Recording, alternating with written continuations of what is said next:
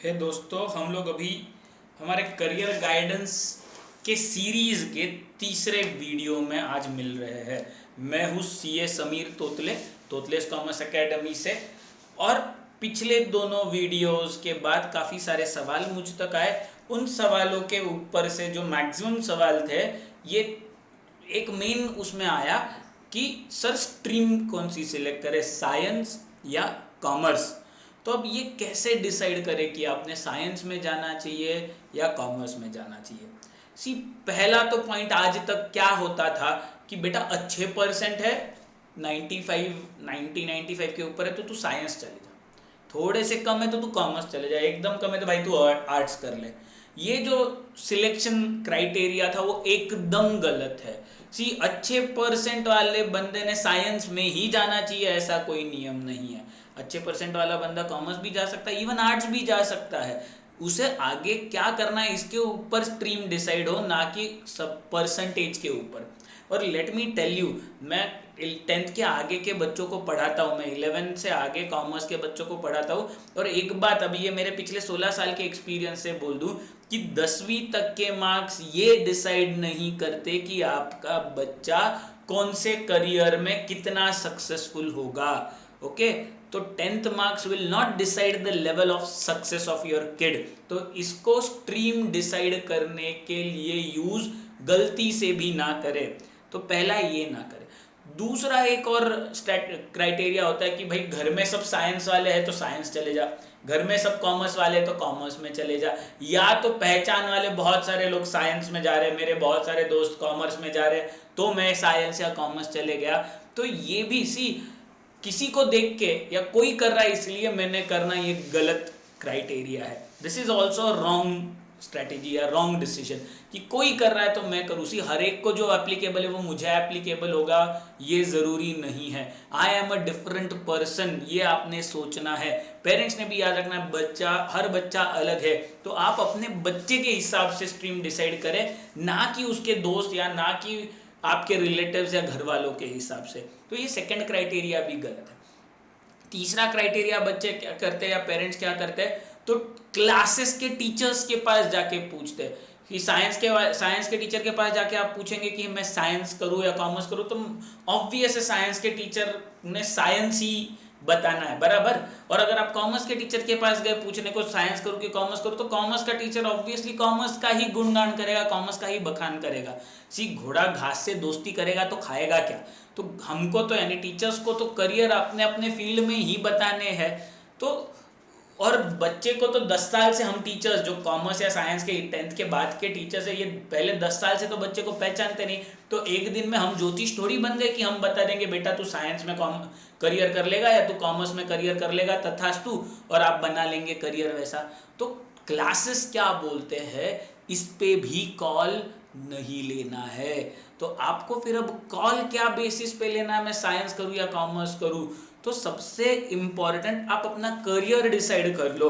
अब career decide नहीं हुआ रहेगा तो मेरे पहले 2 वीडियोस देख लो, उसके ऊपर से कोशिश करो करियर डिसाइड हो जाए। और अगर आपका करियर बनता है, भाई आपको डॉक्टर बनना है या इंजीनियर बनना है या ऐसा कोई करियर जिसके लिए साइंस स्ट्रीम चाहिए, तो आप बिंदास साइंस लो। आप करियर सिलेक्ट कर रहे हो कि मेरे को सर सीए बनना है, सीएस बनना है, एमबीए बनना है, सीएमए बनना है, तो ऐसा कोई करियर स्ट्रीम आप करियर सिलेक्ट कर रहे हो तो आप फिर कॉमर्स लो। या आपको फाइन आर्ट्स में जाना है तो आर्ट्स लो। तो ये बेसिक क्राइटेरिया होना चाहिए। इसी आपका करियर डिसाइड करेगा आपकी स्ट्रीम, ना कि आपकी स्ट्रीम डिसाइड करेगा आपका career. Okay, see understand, career will decide stream, stream will not decide career. Sir सब कर लिया आपने, पहले दोनों वीडियोस देख लिए, बट स्टिल आप अभी भी 2 माइंड्स में हो कि करियर क्या बने, राइट। करियर में अभी तक कंफ्यूजन है। तो अब आप एक काम करो, आप पहला काम करो, आप नॉलेज गेन करो। अब आपके पास काफ़ी सारा समय है, ऑनलाइन जाओ, सारे फील्ड्स के सब्जेक्ट्स क्या है ये स्टडी करो। आप साइंस के वेबसाइट्स पे जाओगे, यानी अगर आप बाल भारती की वेबसाइट्स पे गए तो 11th और 12th की टेक्स्ट बुक्स अवेलेबल है, साइंस की भी कॉमर्स की भी, डाउनलोड कर लो। साइंस में क्या है सब्जेक्ट्स में वो देख लो, कॉमर्स में क्या है सब्जेक्ट्स में वो देख लो, आर्ट्स में क्या है सब्जेक्ट्स में वो देख लो।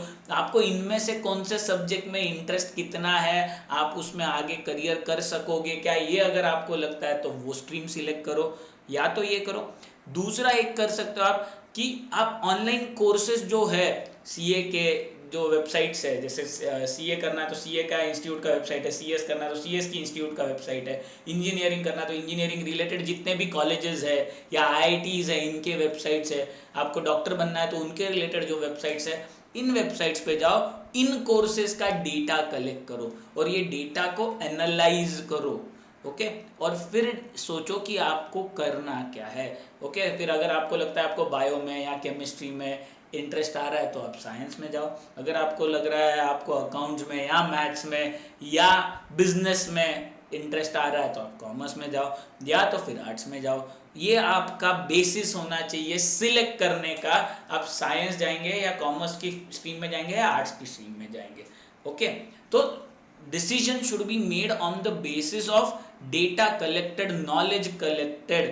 ओके, पूरा सारा सोच समझ के कॉल लेना है, ना कि बकरी की तरह मैं करते हुए कोई और कर रहा है तो आपने भी वो करना है।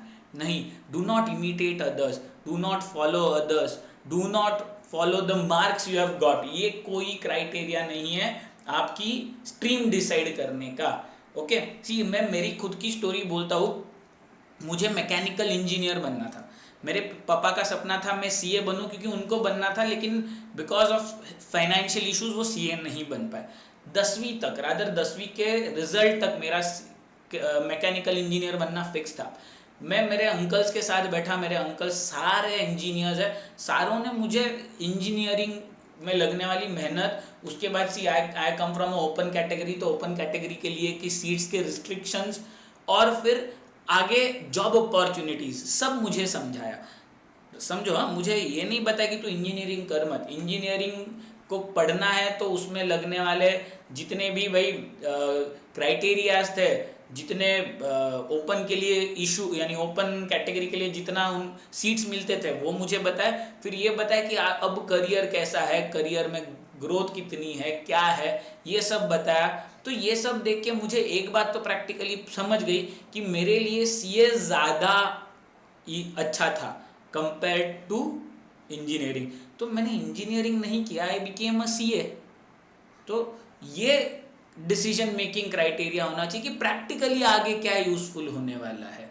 ओके, तो पहले तो सारे वीडियोस आप एक लाइन में देखो तो आपको लिंक लगेगी कि कैसे डिसीजन लेना है, क्या डिसीजन लेना है। अब मैंने मेरी स्टोरी भी बता के आपको बोल दिया कि मैंने मेरा डिसीजन कैसे लिया, राइट। तो आंख बंद करके या क्या बोलते हैं ना, आप बिल्ली की तरह डिसीजन मतलब कि आंख बंद करके दूध पिया तो वही कोई देख नहीं रहा, नहीं, सोच समझ के थॉट आउट डिसीजन लो। ये डिसीजन आपके लाइफ के लिए रहने वाला है। ओके, और एक और गलती मत करना कि आप साइंस ले लो तो आपको सारे स्ट्रीम्स ओपन रहेंगे, नहीं, आपको जो स्ट्रीम में जाना है उसी का बेस बनाओ। आपको साइंस में जाना है तो साइंस का बेस बनाओ, कॉमर्स में जाना है तो कॉमर्स का ही बेस बनाओ, आर्ट्स में जाना है तो आर्ट्स का ही बेस बनाओ।